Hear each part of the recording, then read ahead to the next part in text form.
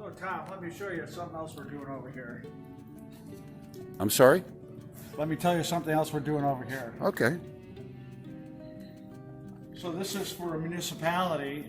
Normally they would bring us a hydraulic cylinder to rebuild. Here's the cylinder here that was leaking out the rod.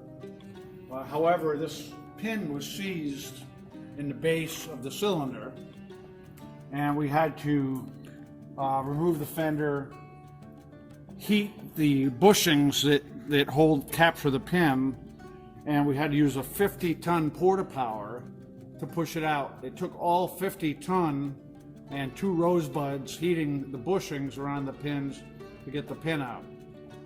Normally, like I said, they would normally bring us a cylinder, but this was beyond their scope of work, and so they brought us the entire machine to take the cylinder out. And it was quite a task. It gave us quite a challenge, but we won. So what are the next steps? Next steps, rebuild the cylinder.